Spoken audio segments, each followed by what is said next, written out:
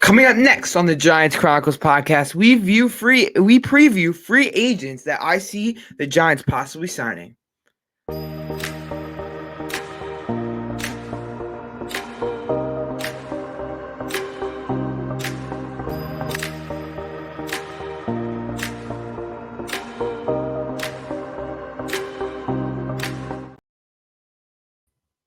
What is going on, everybody? How are we doing? Welcome to episode 13 of Giants Chronicles podcast. I am your host, Gabe, aka NY Giants News 19. Hope everything is going well for you today. And today we're previewing free agency. So Monday, which is the 13th, I believe. The 13th is when teams can start negotiating with free agents that are not on their team. So it's the negotiation period. They can't sign the players officially till Wednesday, but they can negotiate with their agents, talk to their agents to try to work out contracts. It's known as a period more for the bigger free agents, the bigger name free agents. But I want to get into it with you guys about some free agents that I see the Giants possibly looking at. You obviously have linebacker, cornerback, safety, tight end, wide receiver. I mean, the Giants need everything. Depth or other pieces. So some of the players I have listed are depth, and some of the players I have are possible starters. And I really want to get into that with you guys. Shane has money this year to spend, so it's not like we're shopping. Like he said, we're not shopping in the bargain aisle this year, the bargain basket, whatever you want to call it. We're actually able to sign players who are more than the vet minimum or require more money. So with that, I want to get into it with you guys, and we're going to start in a huge position of need for the New York Giants in linebacker. So if you don't know, it's recently been reported that linebacker is one of the positions the Giants are looking to aggressively pursue in free agency. So let's get into it with you. Someone I have on here first is a name you may have never heard of. You may have heard of it before. His name's Zach Cunningham. He recently played for the Titans this past season. He also played for Texans in the past. He's 28 years old, so he's still young. He only played 6 games this year, and he started all 6. He had 24 tackles. He didn't have any tackles for loss, no interceptions, and he defended 19 passes, allowed 12 completions. And he doesn't have a market value according to Spot Track, so there is no market value set on him. But I'm assuming he'll be around a vet minimum, $2.5 million. Not a costly free agent. And we'll get into free agents that do cost more. This is just a player I could see. He has a history of injury. However, he would be a cheap player who has had starting experience. As I said, he started all 6 games he played this year. So obviously he is a starting linebacker. It's just a matter of the health. And with the Giants, they're probably going to be looking for a more reliable linebacker, as he has proved in his career he's not that reliable. But there's also a chance you add him as depth because of the fact that he's not that reliable. But the bottom line is they're going to be addressing the linebacker position in some sort of way. They already signed Jarrad Davis, the linebacker that they got in late December. He played in the Philly game, and he started both playoff games. So they re-signed him as depth. He's probably one of their depth linebackers. So I see them aggressively pursuing the linebacker market. A name that is very popular and that you probably heard of up to this point, it's another interior linebacker from the Bucs, Levante David. So he is 33 years old. However, that didn't really turn me off that much. He started all 17 games this year. He had 124 tackles. So this is a tackling machine. Kind of reminds me of a Blake Martinez. He's a little older than Blake, but he's a tackling machine.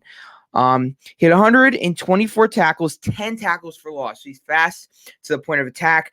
Tackling the running back behind the line of scrimmage, and in this past year, you kind of didn't really have that linebacker that ran to the line of scrimmage. You kind of had them waiting for them to come to you. It almost looked like they were waiting to get blocked. So I like that. That was something that stood out to me. He had 0 interceptions. Not a lot of linebackers do have that interception category filled. I just put it on here because, of course, some of them do.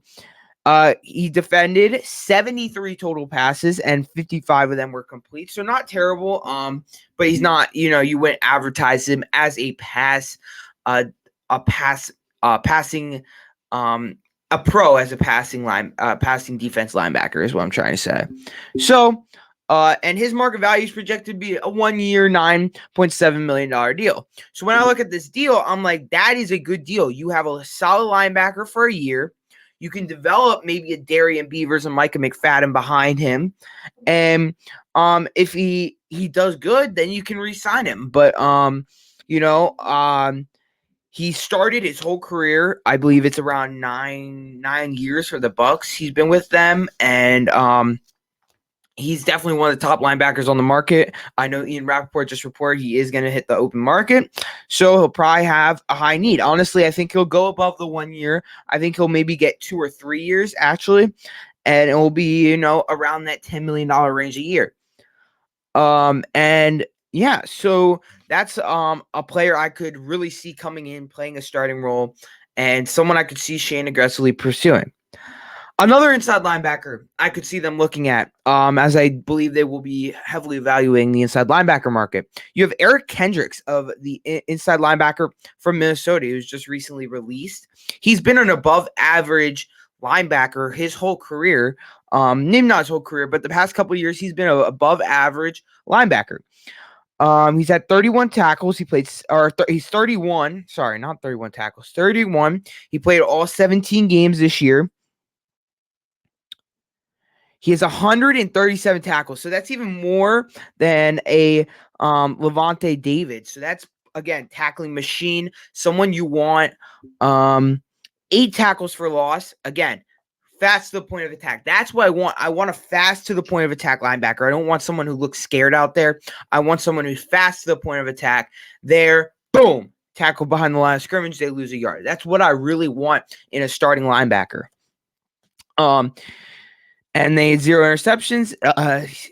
He defended 85 passes, allowed 63 completions, and they did not have a market value listed for him just because he was just released like yesterday.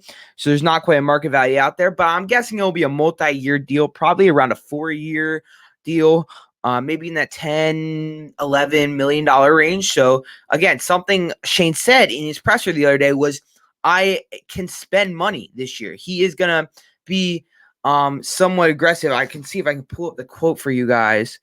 But he said he was going to be more aggressive than he was last year. So, yeah, I mean, do not have a quote. I'm sorry, guys. But he said the general analysis of the quote was he was going to be more aggressive than he was last year because he's not extra for cap.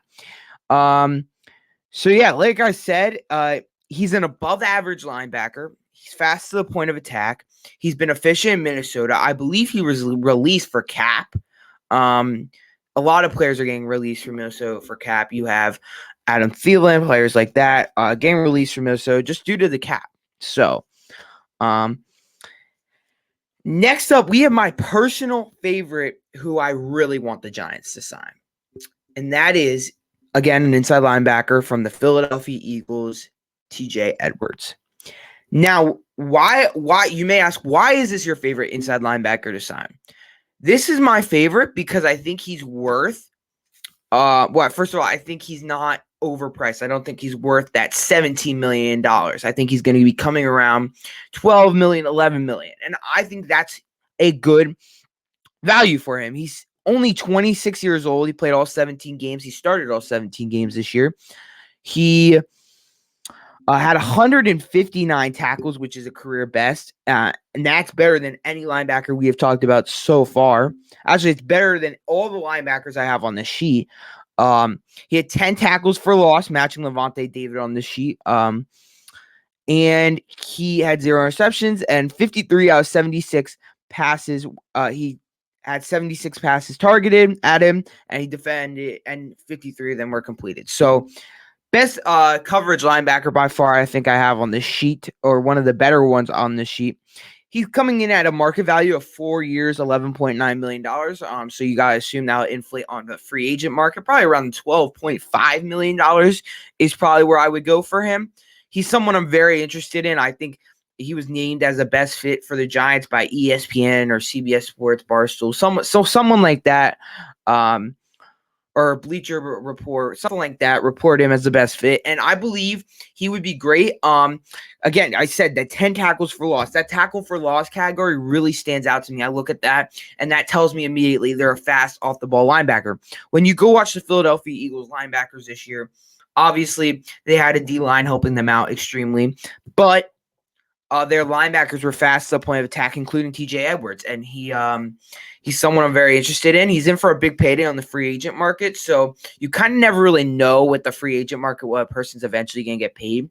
It's usually more than their market value, because when teams negotiate in free agency, it often becomes a bidding war between teams for the player. And so that's going to go up. And that's why I say Shane's cap off with TJ Edwards should probably be around that $13 million range, 12.5 preferably. You have inside linebacker Titan of the Titans, David Long. He's another fan favorite to sign. He's someone I looked into. He's actually the same age as TJ Edwards. He's 26. He only played 12 games this year. He started all 12. He had 86 tackles, 7 tackles for loss, and he actually had 2 interceptions. So I like that stat. I take that. 39 for 53 on passes targeted, and his market value is projected to be 2 years, $4.9 million a year. So like I said, guys, for all the market values I'm giving you, they're per year. So they're not the life of the contract. They're per year market values. So yeah, I think David Long, he's a bit cheaper of an option, which he's a bit of a cheaper option, more affordable. Maybe not more affordable, but actually, yeah, more affordable. He's 2 years, $4.9 million a year. You probably give him up to that 6. So if, say, Tremaine Edmonds, TJ Edwards, Levante David all don't work out money-wise, you can flip to someone like a David Long or Zach Cunningham that I mentioned in the beginning. So he's young. He's a solid starter you can bring in at a good price, and it's not like that extreme price that you're talking. Then we go to inside linebacker from the Bills, Tremaine Edmonds, which is by far the most popular linebacker on the market this year. Someone that a lot of Giants fans have wanted. And I'm here to kind of give you guys a reality check. So maybe you're like, why would you say TJ Edwards is the guy you want? Well, it all starts with the money. It's been reported that TJ Edwards is seeking $15 million per year, and I don't think we're ready to pay a single player. My point is, we're not a linebacker away from a Super Bowl, guys. We are multiple positions away from winning a Super Bowl, and I don't think signing a linebacker to a $15 million per year deal on a 4-year, 5-year contract is best. But I did want to go over Tremaine Edmonds with you in case maybe Shane does want to aggressively pursue this, and so you know a little bit about him when they sign him. So he is only 24. I mean, that is crazy. That's basically some rookies are 24 this year. Hendon Hooker, 24. He's 24. He played 13 games. He started all 13, had 102 tackles. So again, he's in that over 100 mark. That's how you know very solid tackling linebacker. Had 6 tackles for losses. Again, the other reason I bring this up is because his stats don't stand out as much to me as a TJ Edwards or a David Long does. And they are projected to be a cheaper contract. And that's kind of where it comes in. Like Shane said, yes, I'm going to spend a lot of money, but he has other positions that he has to pay. And to me, a TJ Edwards or a David Long is more worth the money than paying 15 or 16 million for a Tremaine Edmonds. He had 1 interception and he had 39 passes. He had 60 passes targeted towards him. He defended 39. So he only let like 20 catch, or he only prevented 20 catches, which is pretty good for a linebacker. Linebackers aren't known for coverage, which I think is what drawing fans to him the most. Is he has that pass defense, option. But again, we can match our safeties up on these tight ends. Is where these linebackers are covering tight ends. They're not covering like wide receivers or anything. He's projected to have a 4-year, $11 million per year deal on Spot Track.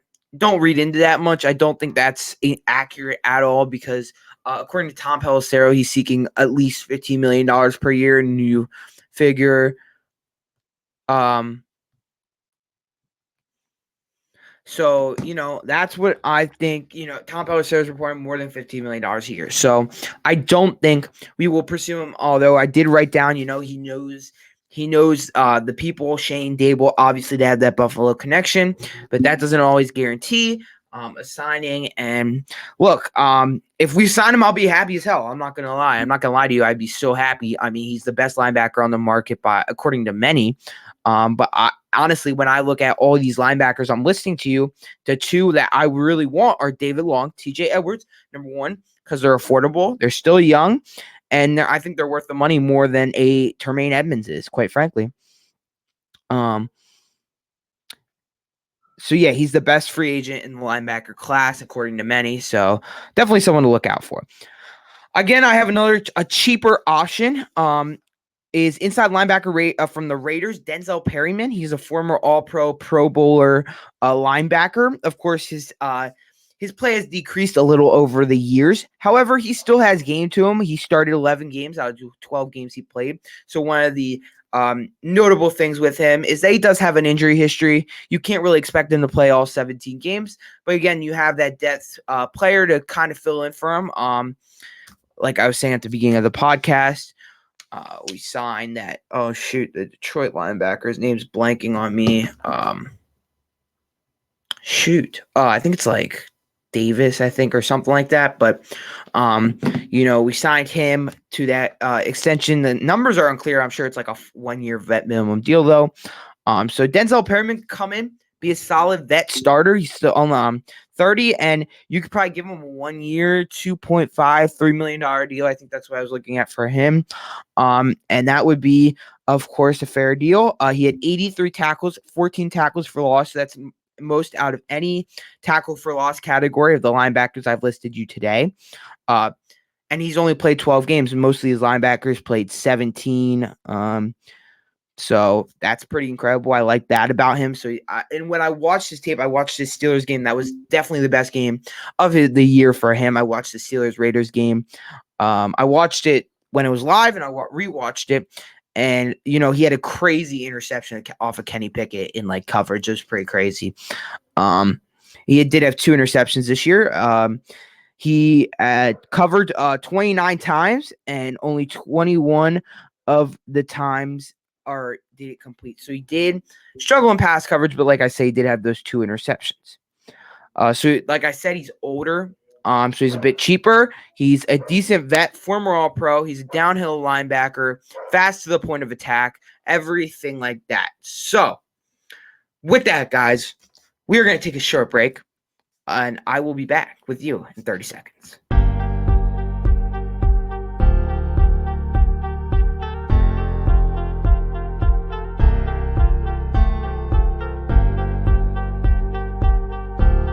Thank you for watching the Giants Chronicles podcast.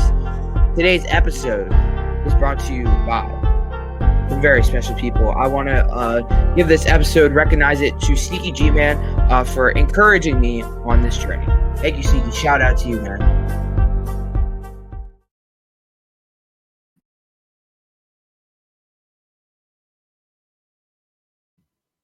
Welcome back to the Giants Chronicles podcast. I'm your host, Gabe. Took a short break to recognize a special person. Hope you guys like that shout out. I'm going to do more of the shout outs because, I have people that really encourage me to do this journey, and I want to give them a shout out. And I hope you guys recognize that I wouldn't be here without some of the people I'm shouting out. So I appreciate all those people. If you're listening, Sneaky, you're, of course, a special shout out of the episode. So I appreciate you for all your encouragement you have given me to start this podcast. Now we're moving on to the DB position. So some names that popped up or some names that I came about, starting with cornerback rate from the Ravens, Marcus Peters. He's 30 years old. He played 13 games, started all 13 games this year, had 47 tackles, 2 tackles for loss, an interception, and out of 84 passes his way, he did 54 of them were complete. So you want to get that number down. It's projected to be a 2-year, $9.8 million per year deal. He's a bit older, but he still has a lot left in the tank. Can come and help the younger secondary like a Cordell Flott, Aaron Robinson develop along with Adoree. Of course, he can be that cornerback too for the next 2 years that we were kind of missing this past year. Fabian Moreau, was good the first couple weeks and they kind of faded out and wasn't as great. And he also knows Wink's system. He was with Wink, of course, in Baltimore with him for a couple years. Wink, when Wink was the defense coordinator there. Don't know how the relationship is exactly. I don't know if he was kind of one of the players that didn't like Wink's system or did. I didn't get into him that far. However, I did watch his tape against the Patriots, I believe it was, and I thought he was a decent corner. He was coming off an ACL tear this year, so you do have to factor in that. I think he missed the first 3 games or 4 games because he was still recovering from that torn ACL. Another player who's top of the cornerback market this year is Jonathan Jones from the New England Patriots. He's probably going to get top of the dollar money. Someone I don't really see the Giants realistically sign because we still have Adoree. But he did play 16 games, 69 tackles, 0 tackles for loss, of course, 4 interceptions. He had his best year of his career by far, leading him to get a big payday in free agency. Actually, I want to correct myself. He's not top of the market, but he is top 4 cornerback in the market. 48 out of 91, he completed, so that's just over 50%, I believe. A little bit over 50%, yeah. And 2 years is $12.4 million a year is what he's projected to get, or his market value, I should say. Usually you get more than your market value on the free agent market. He's a young cornerback coming off his best season, like I said, and he would be a great cornerback too to pair up with Adoree Jackson and possibly beyond, because not a lot of people know, but Adoree Jackson is only signed through the through this season, so he becomes a free agent in 2024. And we don't really know what his future has for the Giants. Jordan Poyer, another player that has come up and linked to the Giants. He's a safety coming from the Bills. He's 31 years old, played 12 games this year, started 12 games. He had 63 tackles, 4 tackles for loss, 4 interceptions, 21 out of 31 passes were completed against him, and he's projected to get a 3-year, $11 million per year contract. So No Shane has a good relationship. I believe actually he went on, I think, Good Morning Football this morning and said he was neighbors with Brian Daboll. So they have a good relationship. And he's listed as the best fit for the New York Giants. Obviously, I think I've stated Julian Love probably is departing in free agency, and he's someone that you could bring in to fill in that Julian Love role in the inbox safety. And something Joe Shane has highlighted as part of why he doesn't like free agency that much is because you don't know who you're bringing in. Rather, if you're bringing in someone you know, or someone that's already been in the building or you've been in a building with, you kind of know what you're getting with him. And so, yeah. Next up, I have a player that I really, really enjoyed when he was here with the New York Giants. I believe he was here two or 3 years. He's part of the OBJ trade. Is Jabril Pepper, safety from the New England Patriots this past year. He's only 27 still. Can you guys believe that? He's only 27 still. He started 5 games. He played 17 games, so he was healthy all year. 60 tackles, 2 tackles for loss. Didn't have any receptions, and he allowed 20 out of 24 of the catches. So he's not really a passing coverage safety. He's more of an in-the-box safety who I think would actually fit Wink's system very well. Something, obviously, we couldn't bring him back last year just because of cap. You were really cap hamstrung, and he was not one of the players we were going to be able to re-sign. But with that, he started in this league before, of course, with us and with the Browns before he got traded here. And he's someone that I could see being a really good replacement for Julian Love, kind of that in the box safety, kind of like the role Julian Love had in Wink Martindale's system. He knows the building. Unfortunately, the general manager and head coach aren't the same. However, he was a big Judge guy. However, There's people in the building, Kevin Abrams, people that interacted with him, knew who he was, and they can talk about him with the Giants. I never heard any negative reports. He was a team guy. He was always a good leader. I believe he was a safety or a captain with us. He was a safety, but he was also a captain with us 1 year at least. And someone that came up in my free agency preview or my research, and someone I quite frankly could bring value to our team as a cheaper. He would be like a vet minimum deal probably, or maybe a slightly above a vet minimum deal, but someone I'm interested in. Next, we go to something Shane has emphasized a lot about in pressers, things like that. So, it is the defensive line position group. So obviously this past year, we of course had solid pieces of our defensive line. You had Thibodeau, Ojulari, and of course in the middle you had Leo and Sexy Dexy or Dexter Lawrence. But they never really established that third rotational piece. It was going to be DJ Davidson or Nick Williams. Then those two got season-ending hip injuries and I believe ACL tear, and so therefore, it led to a problem at the depth position. So, some players that I could see us addressing depth-wise is, or signing depth-wise for depth is Dalvin Tomlinson, former Giant, guys.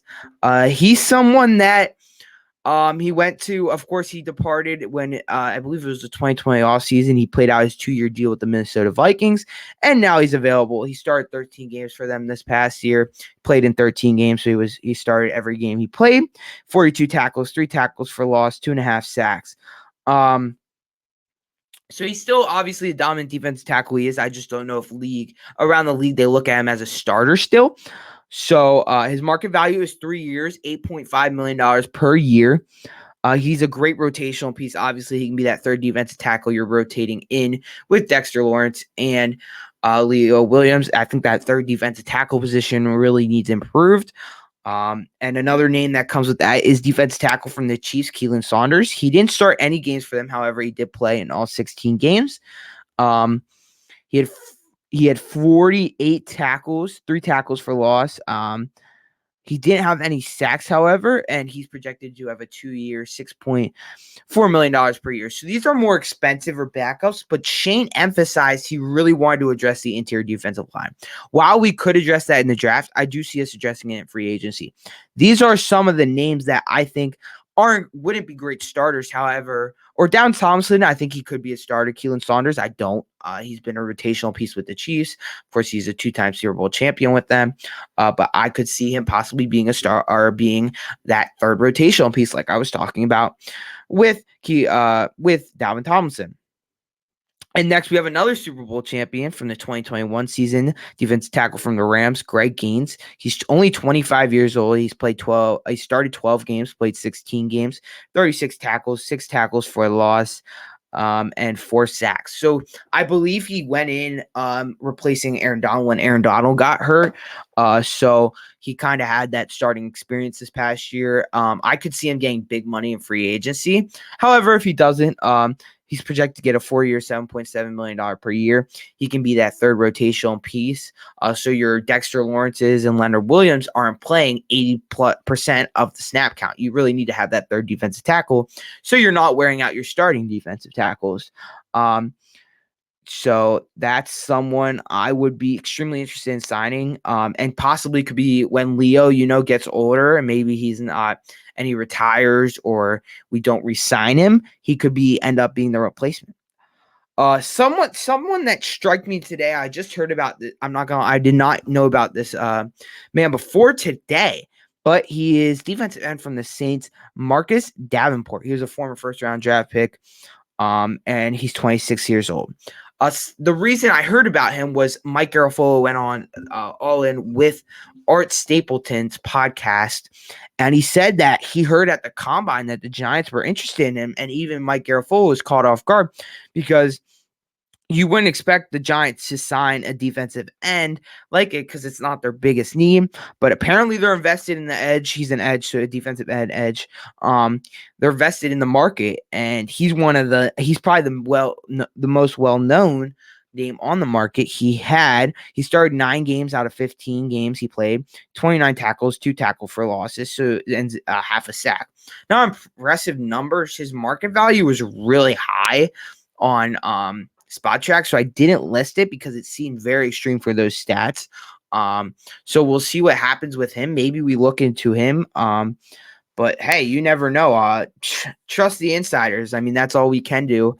Of course, I don't have sources quite yet. Still growing my page a little, but I do talk to the beat reporters all the time. I message them and they give me information that maybe they don't really share with you guys. So when I say I have someone telling me this, usually it's a beat reporter telling me that. And then we're going to go to the tight end market. I think the tight end market is underestimated how much the Giants are going to be in for that this year. Just because of the fact that Bellinger, he had a very, very good, he was having a very impressive, don't get me wrong, rookie year. But then he got that eye injury and he kind of fell off a little in a way. And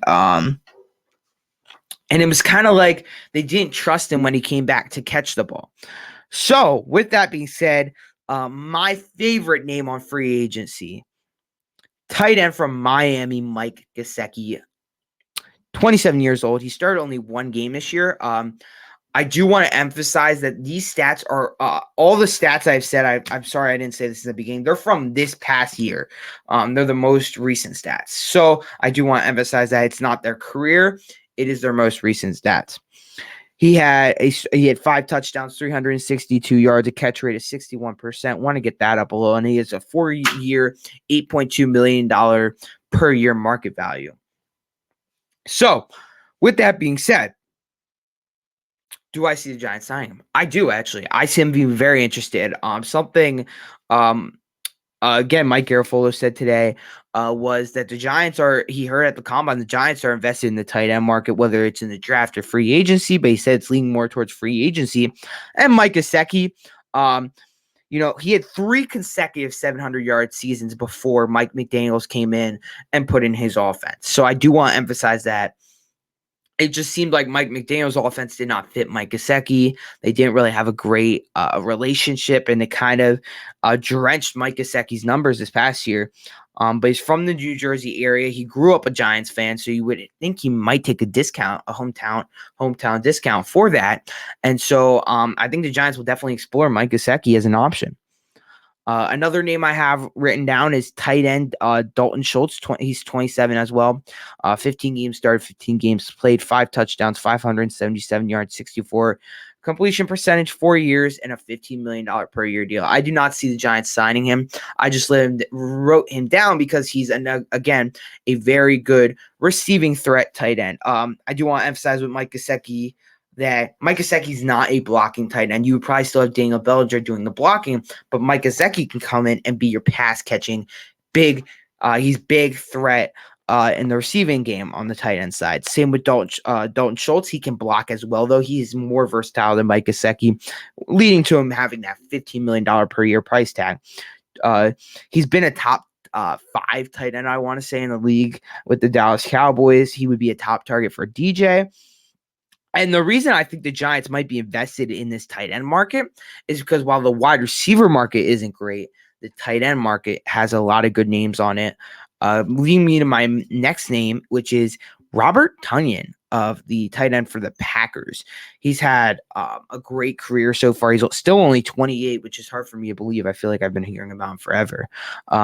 Started 3 games. He played all 17. He had 2 touchdowns, 470 yards, 79.10 completion percentage, which is actually really good.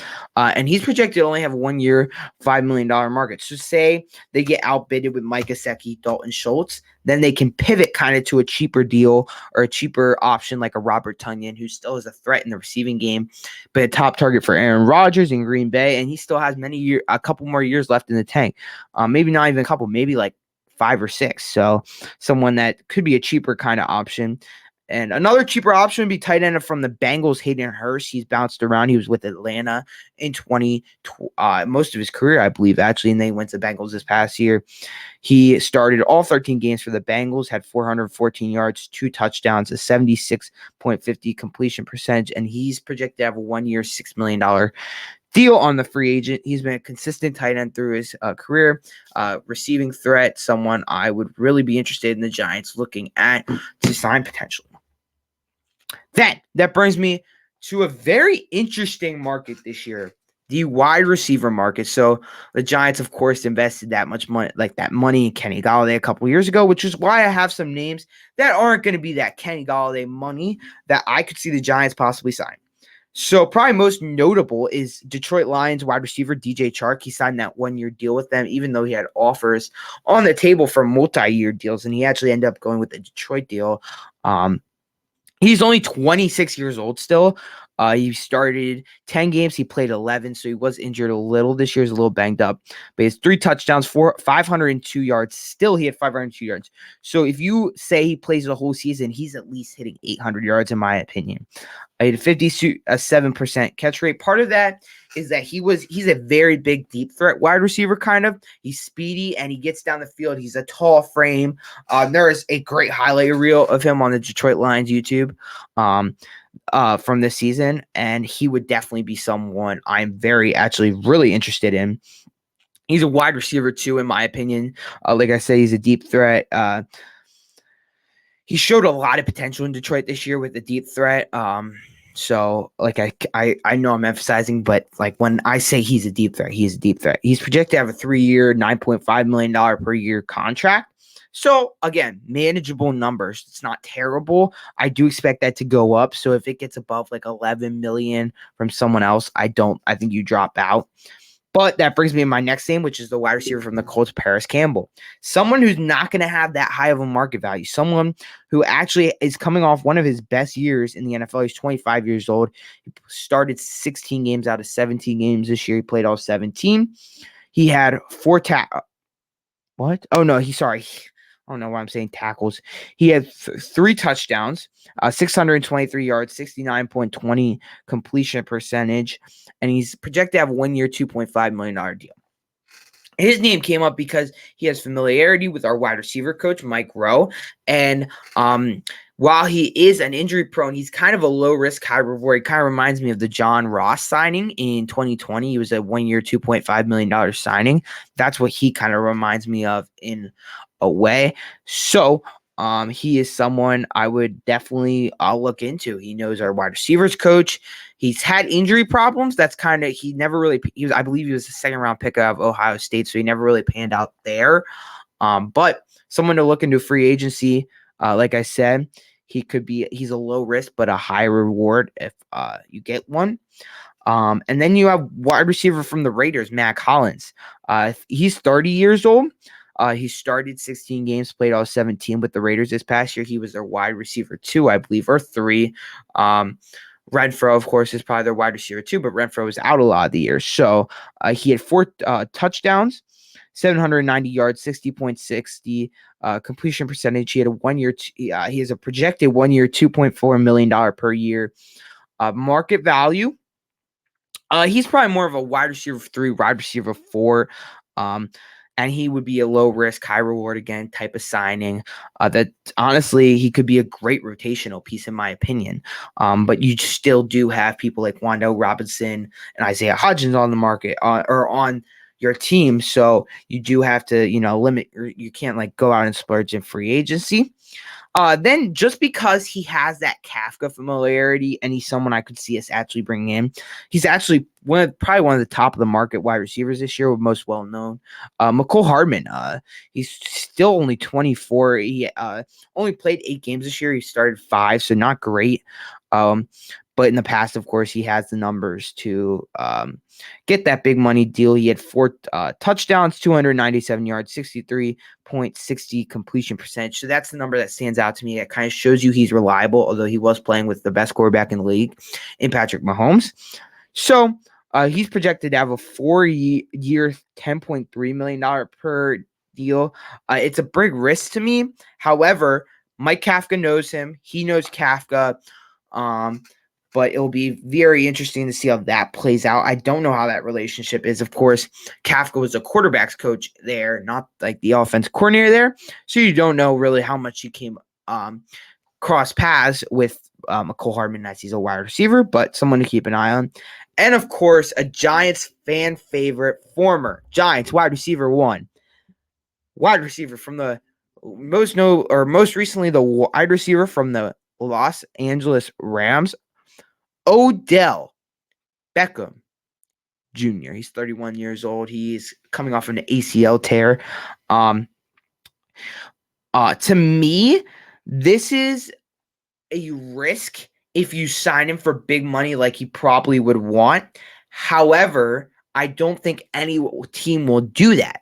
So, if you're saying you can get OBJ on a 1 year, prove it let's say 5 million, 4 million kind of contract, and he comes in and he's your wide receiver one, sign me up for that. I mean, yes, he's 31 years old, but he still has a couple years left in the tank.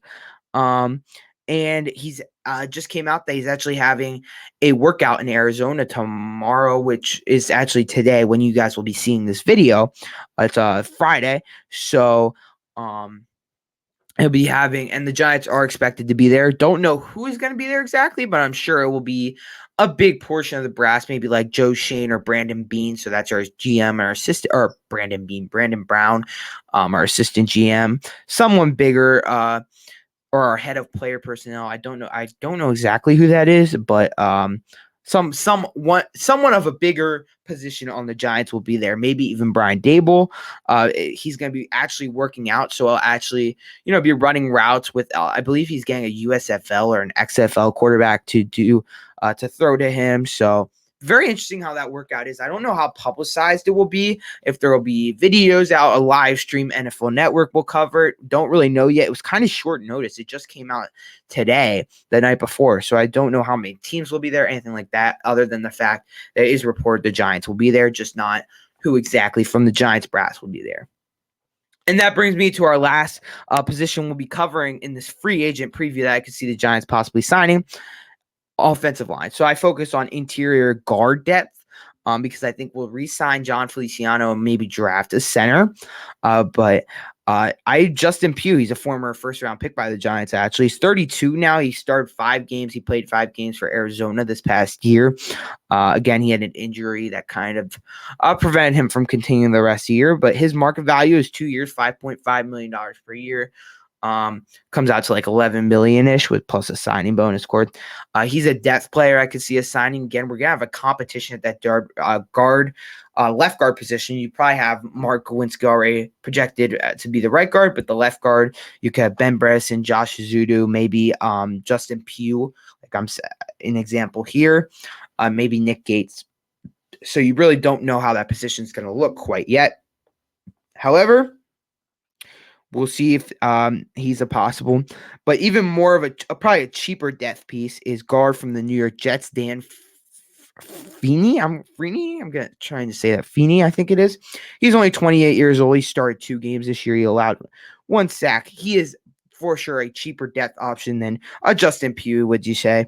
And he's someone that probably take the opportunity to come in and not be guaranteed a starting spot. You don't really know if Justin Pugh wants to be guaranteed that starting position or not, because he's 32. He's probably got only a couple years left. He probably wants some stability or some guarantees with a contract. So he's an option. So those are 2 guard options I could see as possibly signing for depth. If not depth, maybe even competing to start. So that's my free agency preview for you guys. If you liked it, please give me a thumbs up. If you didn't, please let me know why in the comment section, or if you liked it, why you liked it. Comment, share with your friends. Free agency starts on Monday. Like I said, they can start negotiating and actually they can agree to a contract. They just can't sign the contract till Wednesday. So, just remember that. And I'll have updates on my Instagram, by the minute updates on my Instagram, NY Giants News 19, if you're not already following that. But with that, guys, I appreciate you. Give me a little thumbs up if you like the video, a comment, and share with your friends. Thank you, guys, and let's go Big Blue.